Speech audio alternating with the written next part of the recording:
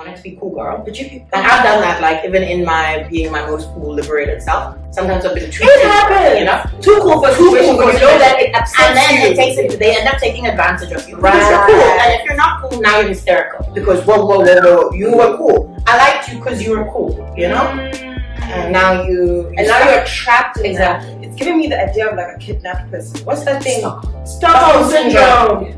That's what I kept thinking the whole time. I'm like, you're stuck in here, but it's like, stand up! I love this, you know? Stand up! Like, why are you falling in love with the person who's abusive to you? Because that's all emotional abuse. Hello, and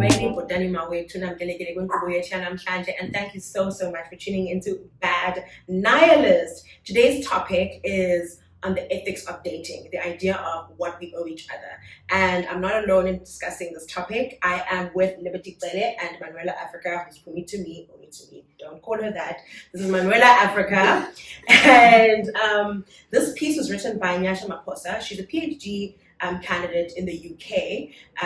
She's studying gender-based violence, but that's not what she wrote about today. She put her work to the side and gave us quite a vulnerable piece. If you haven't read it, I invite you to pause this video, click on that link and just read it because it's so sharp, it's so brilliant, it's so genuine and so raw in the way it expresses how sometimes we do question our ethics and our morals and what we deem to be acceptable in the way we treat each other in the pursuit of companionship in romance. So it can be in any setting. I want this to be clear that we're not talking about a linear form of wanting romance and attaching ourselves to another human being. This is quite a complex conversation, and the core of it is on the capitalistic ideas of how we view anything in our lives, because constantly we're chasing the next iPhone. We're on Instagram and Twitter and we see influencers promoting different brands. We wear a shoe once, we wear a bag once, we can't be seen with that photo again.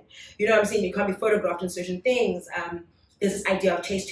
You want a body, you buy it. You want a new nose, you buy it. All those kinds of things. So is that how we have also seen people? Have we forgotten the idea that human beings are complex?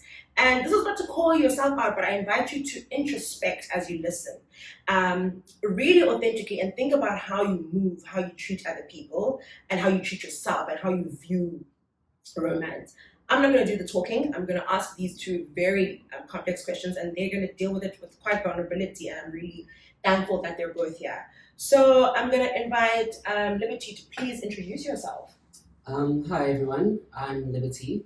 I'm a final year medic. I am an agender pansexual person who goes by any pronouns, and I'm really excited to be here and talk about it. I mostly practice monogamous relationships, and Okay, Kumi. I identify as a polyamorous queer woman. I mainly use she, her pronouns, but I really am okay with they, them as well. They pronouns don't hold too much weight for me. It's more about my identity and me as an individual. But I consider myself a nomadic polyamorous person who tries to look at people throughout the lens, without the lens of distance or time or gender. Space. Interesting. Yeah, we're gonna have to explore that because that's a very loaded idea of time and space and distance. Okay, that's interesting. So the first question I think is going to be directly to the point I introduced at the start of this, and the question is: has dating become a capitalist? Has it become a capitalistic paradigm? English guys. That glorifies overconsumption and incentivizes unethical and morally questionable behavior in the pursuit of companionship. So think about it in the pursuit of profit, as it were. And is this the lens in which we should be viewing our dating lives? Think about that for yourself, and we'll hand over to Liberty to answer first. So I believe that dating, I feel like it's always been an exchange of persons. So you'd give a certain bit of yourself to someone else, and in exchange you get something else, whether that be companionship, money, influence, popularity, etc. Mm-hmm. There's always been something to gain. It's just that now it's harder to. It's more evident that more people are getting into dating for more than for not companionship, if you know what I mean. That's Where interesting. companionship seems like the correct answer Mm-hmm. in most cases. Like that's the answer people expect you to say. Yeah. But often more now people are more forthcoming with the fact that no, the reason I'm in this relationship is for this and this. And if the person that you're in a relationship with is okay with that, Mm-hmm. then it's a mutual exchange that you two have agreed upon. That's interesting because you're talking about the idea of, in this description you've given, you're alluding to agency, that the person has mutually agreed. You said mutually quite often there, this exchange. So I'm getting something, you're getting something. That's not the case necessarily in capitalism. Yes. Whether it's a one-night stand, whether it's a situationship, however you want to define it, whether it's marriage or anything, there's this idea of swiping left, swiping right. You're not seeing a person for their fullness. So these things of like ghosting and kitten-fishing and love bombing, where does this fit into this idea of it's not necessarily always mutual, because sometimes it becomes like a take exchange and there's some level of like emotional abuse or whatever it is. Yes. What do you think about that? I think that's where the vulnerability of dating comes in. You are never certain about what a person's intentions are. That's fair. You're never certain. That's no fair. matter how you prepare yourself, no matter how cautious you are, a person's intentions can also change somewhere through the relationship. And if you come into a situation with all of your intentions, in our society today, chances are you might get hurt. And it's up to you to be able to discern whether someone is honest or not. And if you have certain criteria for that, then that's a personal experience that you go through with each person that you meet. And if you enter dating in a mindset where you are honest and forthcoming about your intentions, then those things would not happen. But most people are not honest, and That's it's not something you can really influence. Yeah, I hate that it's something you just said. You expect it in this dating age. I mean, that's kind of tragic. Like whether it's a one night stand, whether it's a thing, we should not be hurting each other. I think there's a lack of kindness somewhere happening in this realm. And Pumi, same question to you. What do you think about this? Yeah, I think the thing that both of you guys have been saying, that is the word that's come to my mind when I've been listening to both of you. When you've been talking about like the capitalist element, and you've been discussing the when you've been talking about the exchange, the word that was coming up to my mind to like kind of connect those two ideas is the idea of like transactional, you know? And I feel like before, because even when you were saying that, on one hand people are less honest, on the other hand people are a lot more like emboldened in saying what they want. I feel like things that maybe before were like subtly prioritized. So I want to, so for example, like if you're thinking about like a heterosexual man, maybe he before had the thought of, I want a sexually attractive woman. I want to be with somebody who other people desire, right? Before, maybe that was a little bit more nuanced, a little bit more subtle. You pick the pretty girl, you court the pretty girl, you are specifically going for a type, and people know, okay, you've got a type, but it is what it is. People are more emboldened to say, no, I want a bad bitch. I want someone who does this. Interesting. And by proxy, women are also more emboldened in being able to say, no, I'm not dating a man unless he does this, unless he does this, unless he drives this car, unless he's willing to pay for my nails, for my hair, for my And before it was a bit more of like a subtle dance, you know? Interesting. We go out, I'm a young girl, I date an older man, he knows what's in it for him, he gets this pretty thing on his arm, so I get lit, but we don't talk about it, you know? Yes. Now we talk about it. So now we talk about exactly. This is a transaction. We talk about it, and they were always prioritized, but now it's glorified, you know? Now it's something that we can really, you know? And I think with that, and I don't know if it's a more Gen Z approach, I don't know if there's something that's changed in the way we talk to each other, and we're a lot more there's no, like, people often say, like, there's no shame anymore, you know? Mhm. Like, people aren't ashamed to say, yo, this happened to me, this happened. People go on TikTok, they tell you their whole story, and you're like, me, I would have gone to the grave with that. This is so But true. people aren't afraid to say what's on their mind anymore, you know? For better or for worse. Possible now. It's so profitable. Do you know And what so- though, Pumi? I want to ask you. You just talked about the idea of this transaction, and it's happened in the past. Yeah. I wonder then, in the past, again, marriage, especially with women. This is specifically in heterosexual relationships. Between whoever's listening, women weren't really agents. They were more objects, Yes. right? And you got married as an exchange to unify families for wealth, for assets, Mhm. whatever it is. So I'm not sure. Did we go back to that?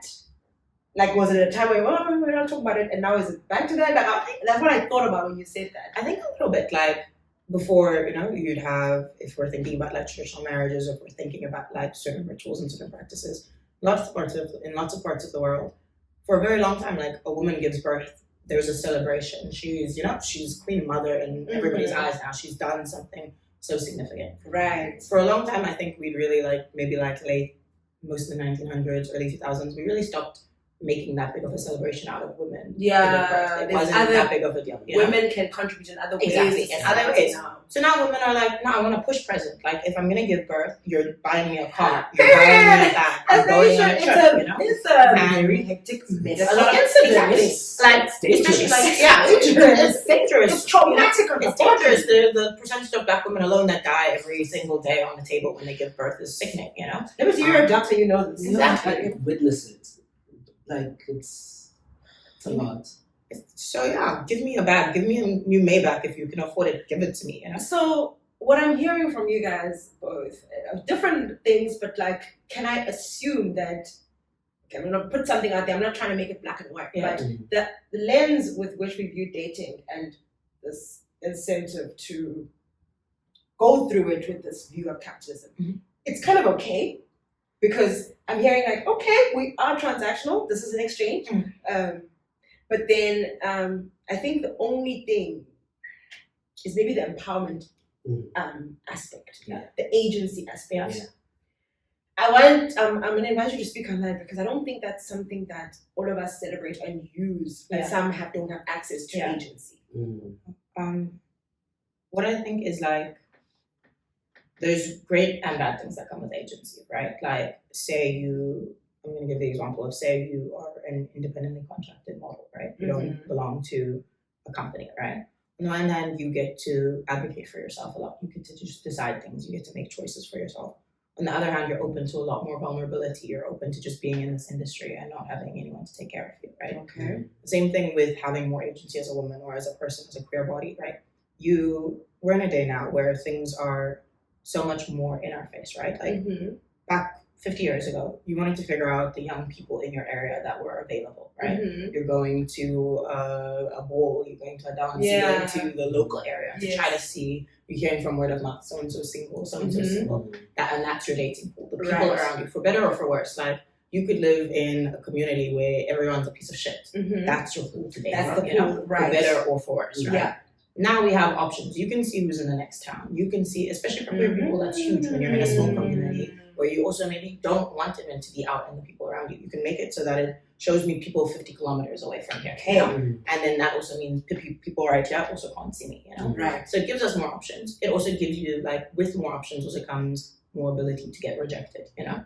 The more options you have, like, you have a bigger menu, you're going to decide you like more things, you know? If you have a menu with 50 things, you can say, I don't like 49 of those things. If you have a menu with 5 things, you gotta pick from those 5, you know? And so I think, like, as much as we have the agency to say, no, this thing doesn't make me comfortable about a person and I don't have to stick with it, it also means people are a lot quicker to be like, this person doesn't fit my scope, so. Sure. And that can be looks, that can be personality, that can be wealth. It can be as simple as singing about you're a med student, you're going to be too busy for me, you know? Liberty, what do you think about that question? I agree. I think it's more, how can I say, the idea of dating has shifted, and I think it's a byproduct of just the times we are in end stage capitalism. Mhm. There's no getting rid of it. Yeah, there's Yeah, no at this getting rid point, of you know. it. So we're doing the best we can with what's available to us. That I'm so glad you said that, because now I want to get into this. In these times, we acknowledge them. This is how we are. We work for profit. Yeah, we're never gonna equal work for equal pay is never gonna happen. We already know the rich are getting richer and the poor are getting poorer. South Africa's G index is the highest in the world. Inequality is rife, and I invite you to kind of apply that to this, because I would like to think that as individuals, as a human being, you have some kind of moral code, some kind of ethical thing that you try to stick by, which is like, don't abuse someone, don't kill someone, don't rape someone, don't unnecessarily hurt someone, don't bully, those kinds of things. And you might apply that in the way that you sign a contract at work, in the way that you conduct business. You're like, there's the ways to say this is an ethical business practice, and you go to prison for that. Those kinds of things, right? And then there's in dating, it's like there are ethics as well. And if you a person who values integrity, this is what I want to get at. Things like cheating, you're lying to your partner. Things like ghosting. This is a person who's invested time in you, and then you just up and leave. Do you not think you owe them something? Those kinds of things. I want you to apply this in every other area of your life where capitalism exists. And then the question, so that I don't get this wrong, I want to make sure I get this right. Because of all this, and there's other areas in our life, even family, that you want to approach with some ethics, some morals, is it then not as equally important to approach this part of your life, romance, with as much ethical and moral rigor that we would anything else that we deem worthwhile, right? You don't, if you're an ethical doctor, like you, unfortunately in South Africa right now, we just had someone pretend to be a doctor. Yeah, that's unethical. I understand, that's not right, but you're an ethical doctor. I'm going to do my time. I'm going to do my internship. I'm going to do my community service. I'm going to do all those years of studying hard in med school so that I can become a doctor with my degree, so that I don't go out there and hurt people. Yeah. Same thing with dating then. I'm trying to apply that. Should we not apply that ethical and moral rigor in our dating lives? Think of the effort you put into work, school, and your family. Other actions of ghosting, bread-crumbing, love bombing, vulturing, kitten-fishing, all those things. Why are they acceptable? Cheating, all of that. And I know both of you are not heterosexual cis people, but I want your answers to also include those vibes, because you know for a fact that cheating is glorified for men. They can go out and do this, darling, sharp, Gita, you got the baddest one. If a woman does it, you're a hoe, you're a slut, you're morally dubious. And I think the same will go for the queer side in certain instances. So, yeah, this is a loaded question, and I'm going to invite you to speak your heart's content. Pumi. Okay, so I'm gonna try to answer in two parts. The second part afterward, like the part about heterosexuality and just relationships in general. And then, so when you were first asking the question, and I know when I was reading the article as well, initially I think I had some resistance to the idea of, yes, we should treat dating in the same rigorous system that we, because in my head I was like, that's a very different element of life. Right. I don't think we should treat it the same. And then I kind of thought on it, and I was thinking about the concept of psychological contracts in psychology. And we discussed like the idea of, there's physical contracts that you write when you go work, you write when you make an agreement with people in the physical world. Right. But there are also psychological agreements. Friendships are psychological agreements, relationships at work, where we have an understanding of what this dynamic is going to be like, the expectations, the longevity of that relationship.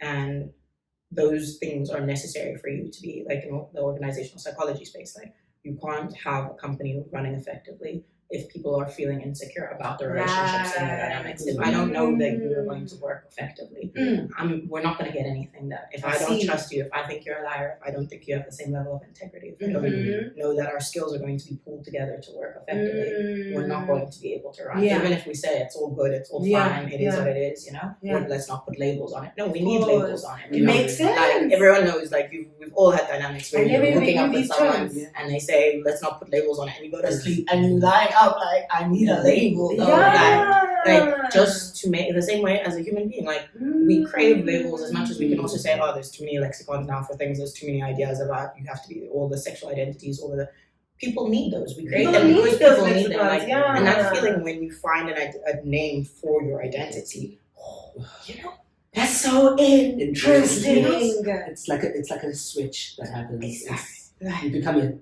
a freer person. That weight is just off you, because you're also not crazy. You know that what you're feeling is it's real. valid. It's valid. It does. It feels like because there's a name, other people have experienced it as well. Exactly. Exactly. Damn. Okay. Yeah. So, listening.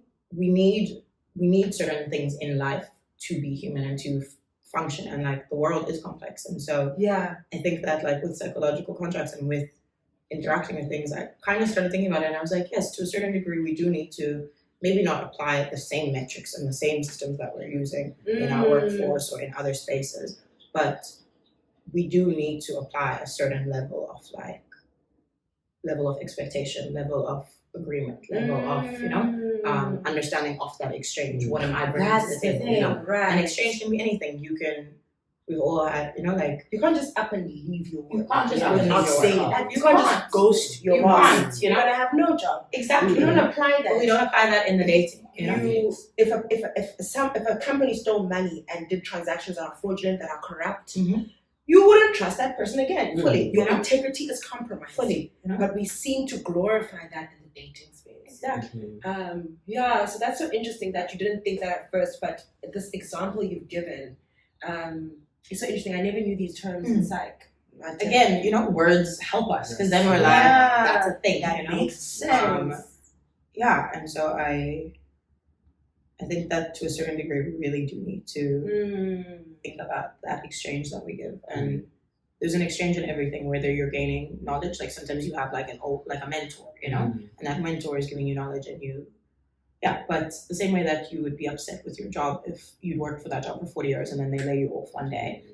The same thing happens when someone ghosts you in a way. Like, you have all of these memories, you have all of these things, this time you've built in, especially if it's been going on for a while. Right.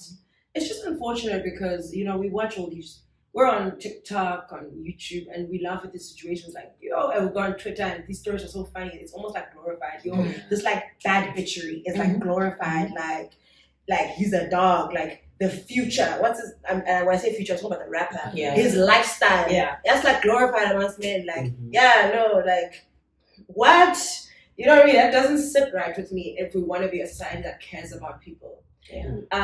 Liberty, same question. Repeat the question.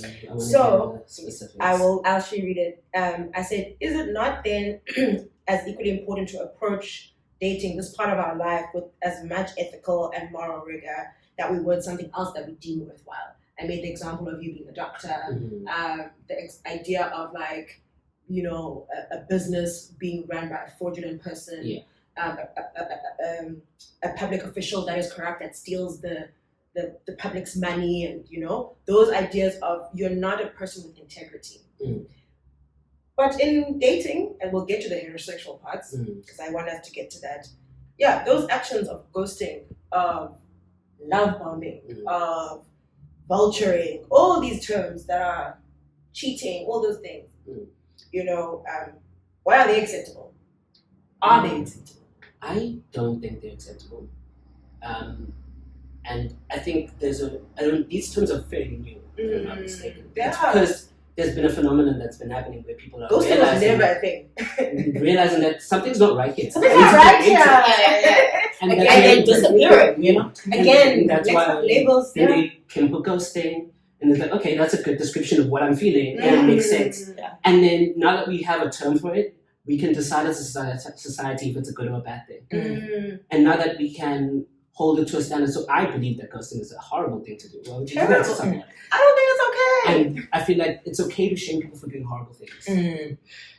If you're ghosting people, and let's say you're with your friend and they're like, I really like this person that you just saw, and you're like, oh, isn't that? And then you're like, that's the person who ghosted me. Your friend should be like, that person sucks. Yeah, because you would not ghost your best friend. You would not ghost an interviewer, right? Yeah. Can I pose a question? Right. So, what's the difference between back in the day when you'd be, you went on a date, maybe there was a 3-day rule, and then someone's supposed to call, and you're waiting by the phone for the call. What's the difference between that and Right, being same left on thing. bread? Same thing. So have we not always had a certain level of ghosting? Yeah, Is that yeah, how we yeah. interacted more? It's just that we don't have the term. We didn't have the term. Yeah. You're just like, oh, you didn't call me back. Yeah. You cried with that. What's that show? Oh my days, with those white women in New York. Sex and the City. Yes. Their They whole stay lives. Their whole thing was about being ghosted. They stayed on the phone, and I'm like, would they have? A friend wouldn't do this. Yeah. Giving that person the time of day. Yeah. You know what I'm saying? You put in effort, you look pretty, and you go and the person stands you up. Why don't you look at them with that level of that you would a corrupt official? Yeah. There's something that's missing there, and I'm sorry, with Sex and the City, it's predominantly a heterosexual It is, situation. honest. We're gonna get to that. No, right. Because I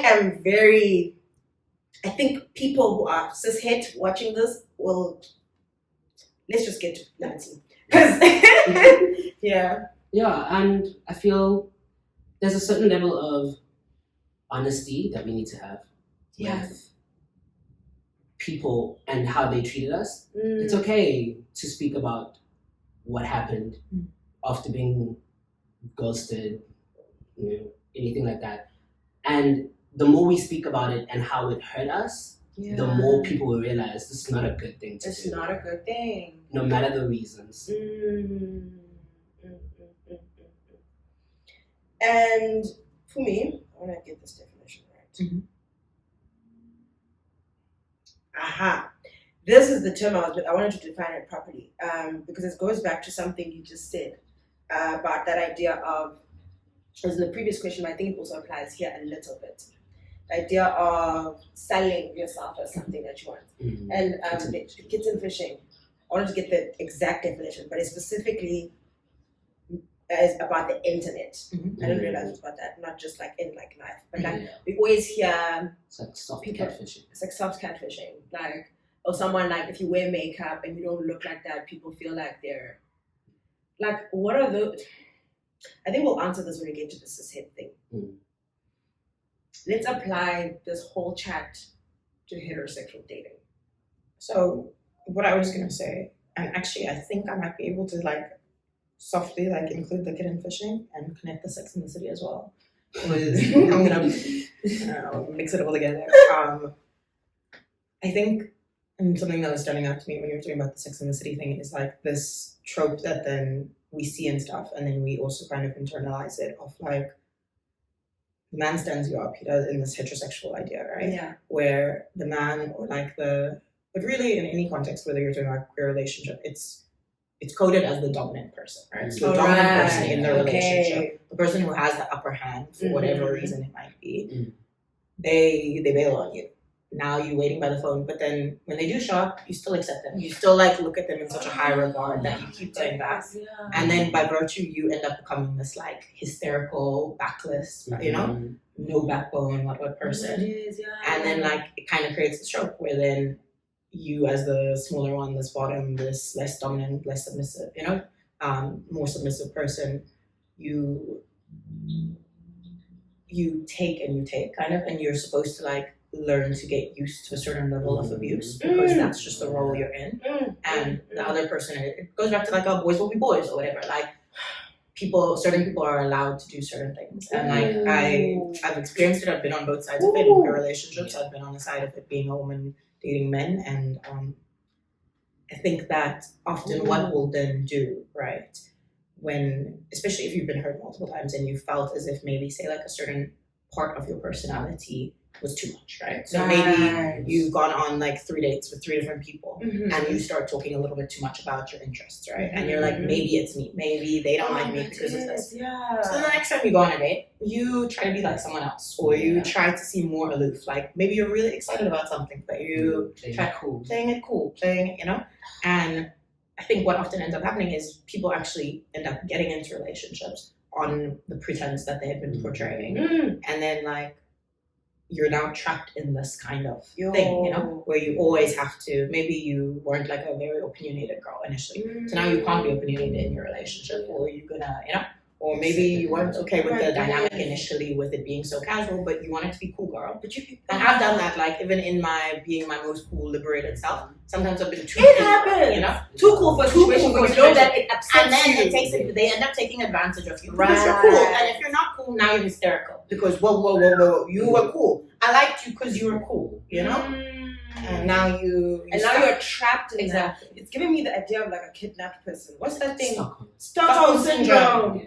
That's what I kept thinking the whole time. I'm like, you're stuck in here, but it's like And stand you up. love this, Stand up. Like, why are you falling in love with the person who's abusive to you? Because that's all emotional abuse. And it's always easier to see from the outside. 100%. Because as you were speaking now, I was thinking about there's a relationship dynamic where there's a overly attached person and a distant person. Where there's like this progression in the relationship where the person who is affectionate eventually tires themselves out and then starts to pull back. And then the person who is normally reserved is like, wait, something's happened. And then they love bomb you, and as soon as you're back to where you normally are, they pull back again. Ooh. And then they get stuck in that cycle constantly. And there's no way to get out of it until someone from the outside is like, oh my listen, goodness, something's wrong here. This is not working. This is not okay. And yeah, I feel like it's a very scary place to be. It's one of those things like at work.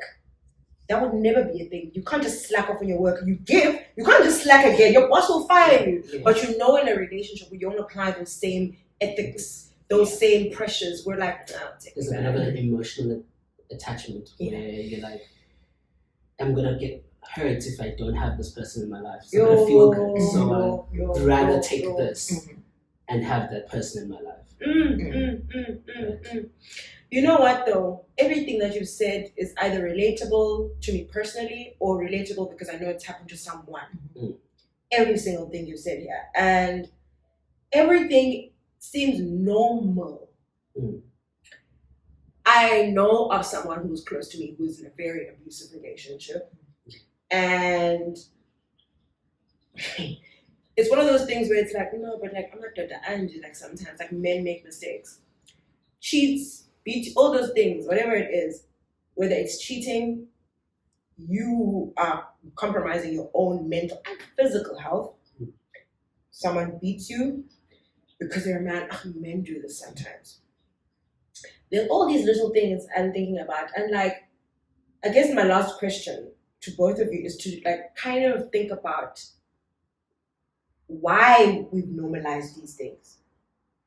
Why have we normalized accepting being treated horribly?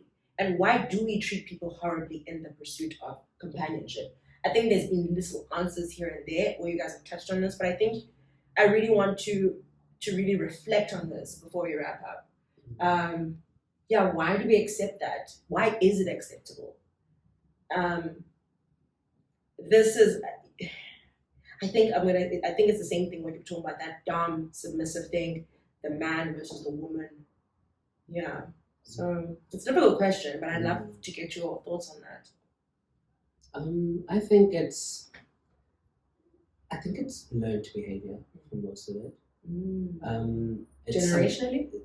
Could be something that you've seen and you've always thought was the norm. Could very much impact how you believe you should be treated. And until you move out of that situation and see yourself from the outside, you'll never fully understand that this is not okay. You always need help. And sometimes that help is hard to come by, sometimes that help is dangerous to you. Yeah. So it's a tightrope that we're, The tightrope. that we're walking on. Yeah. And It's so violent. it is. Because, you know what, I didn't think about this, but the more you talk, both of you, the things you've said, it makes me think of, you know, in these institutions that run in universities and workspaces, we talk about radical transformation. Where do we get the radical transformation in relationships? So I'm just posing that to both of you, in addition to the question I've just had. I think in kind of adding on to what you were saying about, it's also, there's so much internalized information that we have. Yeah. Internalize these kind of behavior patterns.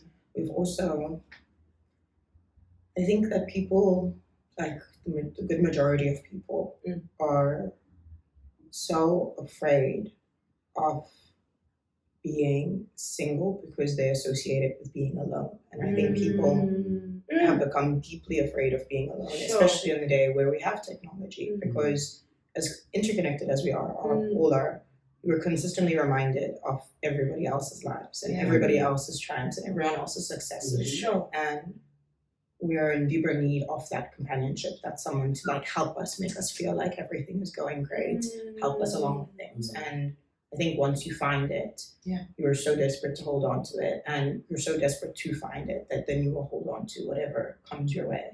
And I think kind of going back to the way that I also like to identify in the sense of time, distance, space, people, I see relationships as something that's an exchange. And I think to be able to radicalize the way you look at relationships, you have to be able to understand that, like, if you're looking at people as half empty all the time, you're consistently looking at the ways that they're going to fill you and you can be filled by them. If human beings are already fully formed entities, like whether it's God who created you, the universe, your mother, whoever formed you whole. You are whole, you know? And the more you pour into yourself, the wholer you are and the more of you there is. I know, now you're just dropping bars. There's no limit. We just had a small technical glitch, but Pumi was still talking and dropping bars, so sis, continue. Yeah, so going back to your question about radicalizing the way that we look at things, there isn't really if you're considering yourself and the partner that you are potentially going to start seeing as a full self and a full entity from the beginning, there really is no, by being full, I don't mean that there is a maximum capacity. I mean that the minimum capacity has already been filled. And so there's a limitless ability, like there's a limitless possibility to how much you can truly fill yourself up. And the more people you interact with, the more experiences you have, the more things that full and nourish your soul, the more of a full entity you'll be. And so when we're looking at our partners and looking at ourselves as full entities that we can learn from and gain from and have a positive, healthy exchange where we respect and uphold the social and psychological constructs and contracts that we've agreed to, we're able to take in a way where it's not malicious and it's not without giving back in a positive way. And that exchange can be monetary, it can be knowledge, it can be experiences, it can be so many beautiful, vast things. And Sure. I know I already said these were your final thoughts, but is there anything you both want to, end off on? Like an overall summary, an overall thought, something you want to leave our viewers and listeners with? I haven't quite thought that far, but I feel like the most important thing when engaging with any human really is to be as genuine and as honest as you can be about who you are and what you want from this interaction. And that way that no one gets hurt later on because of a lack of communication about where we stand and what the ideals are. And if you do that, you may get hurt sometimes. It happens. Because you may be doing that, but the other person may not be. Right. So, but you know that each time that you did your best. Sure. Love that.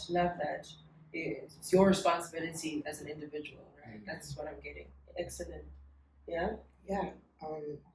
Agreeing with that, I've been thinking of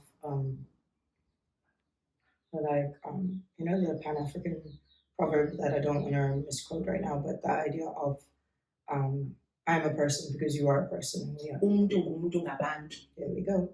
And I think that we are the context. Yeah, it's beautiful. Yeah, we are people, and the same grace that we want to give ourselves, give to others, and be kind, because people are only people. Sure. Powerful words from you both. This was just so beautiful. Thank you for your vulnerability, your generosity, in your thoughts. You guys didn't have to share that much, and your reflections were, I think a lot of people can resonate with them. And I like the fact that you guys called it for what it was. So thank you both for such an incredible conversation. I enjoyed this so much. And I hope you have too. Liberty and Pumi will be more than happy to answer any questions, so please put them below.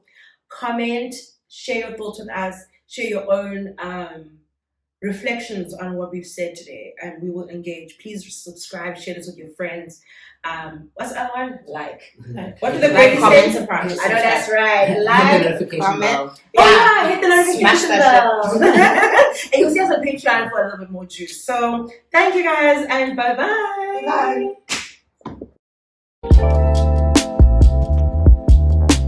If I keep saying all of those things and you keep sending me FNB e-wallet 100 Rand, FNB 250, and you're like, please, please, please, and I don't accept that money, I don't respond to your messages, I'm not obliged to give you a reason if that reason is going to compromise my safety. And so you can think I'm being a ghost, you can think whatever. No, but I'm taking that care of one myself, for me, that's I mean, women get shot. That's what I'm saying. So So people don't that's owe you everything. a different one.